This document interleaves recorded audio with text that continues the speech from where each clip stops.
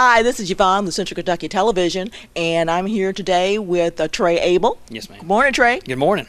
We're going to be talking about fire prevention. This is Fire Prevention Awareness Month, and we want everyone to be aware of what's going on around you and some things that you can do for you and your family to stay safe.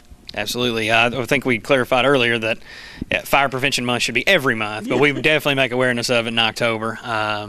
Typically for children and kids, we go out to all the schools and stuff. We've been out there in many of those classes now, but things we tell them, obviously, 911, the number to call, things like that. Check your smoke detectors, always a big one. Time's going to be changing. We always say that whenever time changes, you should check your smoke detector battery and just go ahead and change it. That's not a battery you want to be dead when you need it. You know, it's not like the TV remote. So. Definitely that. In your house, there's a few big things and things here lately that we try to harp on. Obviously, cooking fires are one of the leading causes of residential fires.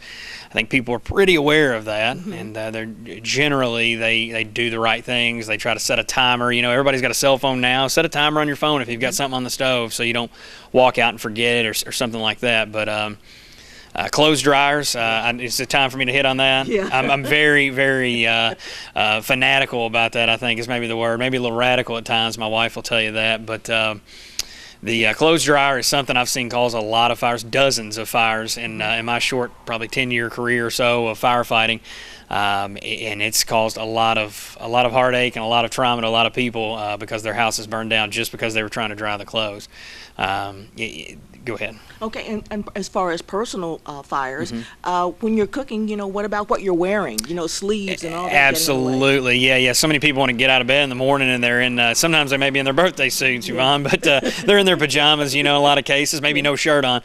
Certainly the personal injury side of things from a cooking fire, any kind of fire for that matter, but cooking fires especially with the grease and things coming there. You know, and a lot of people, we see this, and still to this day, you know, you tell people that they need to get out and stay out. I know our response time can be a little slow in the volunteer firefighting world sometimes, and slow in the big scheme of things, but truly, you know, it's not going to make that big of a difference, and people want to charge back in their house and try to put the fire out. And I've seen several injuries, people hospitalized over trying to put a fire out or taking grease out, trying to run with the grease and falling and burning themselves.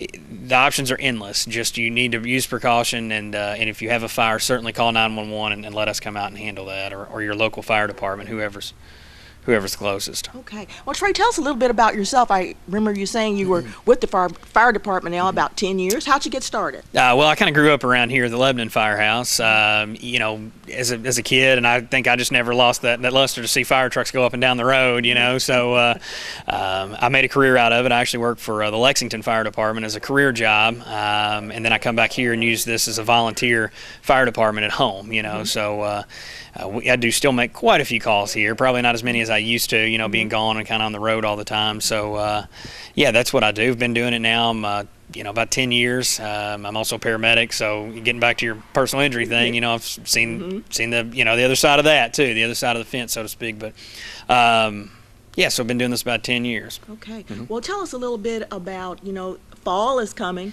And well, fall is here. It's here. Oh yeah, and it's among us. The leaves are blowing today for sure. They are. And even Gary's jinx has said there were going to be 30-mile-an-hour gusts today, maybe. So people are wanting to rake their leaves. They're wanting to clean up maybe some limbs that they've had laying out. You know, everybody thinks it's a great idea. We're going to start a little fire in the backyard. It starts out innocent in a lot of cases, and it can be. There's no ordinances here unless the state puts them out for being too dry or a drought. There are no local ordinances that say that you can't do that. We just ask of the fire department that you do that responsibly. If you're going to be burning something and it's leaves, rubbish, whatever the case might be, combustible materials, you know, ordinary combustibles is what you can burn. If you're doing that, please call the Lebanon Police Department, 692-2121. They'll talk to somebody and just kind of get clearance on, see what we think. You know, there's no ordinance, but it's good to know in advance. The next guy going up and down the road that sees some smoke might think there's something on fire. He'll be calling the fire department, and we'll either be making a false call out there. So, and then just be responsible with it. When the wind's up and it's dry, it hasn't rained in several days, you know, and all these leaves are out, it doesn't take long for that fire to spread, and it can get into neighboring homes or buildings and things of that nature that you didn't intend for it to do at the beginning. So. Okay. Well, I know from time to time we hear the fire trucks and we see fire trucks on the road going to fires to help people out. What are some things you can tell those people who are driving on the roads about getting out of the way of your fire trucks and letting them get by? Well, that's very good. Yeah. It never fails. Actually, I think in the Kentucky Driver's Manual and all that, they stress to pull to the right, yield to the right. Fire trucks a lot of times want to run down the middle. We might straddle the yellow line, so to speak, and kind of get out of the way. If there's anybody out there listening, you were unclear, if you go right, in most cases, and don't block intersections, we'll probably be very happy with you. And it's very agitating driving a fire truck and people not moving out of your way. You know, you're always in a hurry, but we have to use due regard and a lot of caution in doing that. So please just yield to the right. I think that's my biggest thing. All right, Trey. Well, listen, thank you for talking to us this morning and reminding us all that it is Fire Prevention Month. We want everyone out there to be safe. If you have any fire questions, of course, you can call Trey or call the fire department here to get some answers to those questions. But anyway, thank you, Trey, for talking to us today. And thank you. Okay. We were just talking to Trey Abel about local fire ordinances and burn ordinances in Lebanon. You might check with your own area, your own fire department area, to find out what the ordinances are in your area.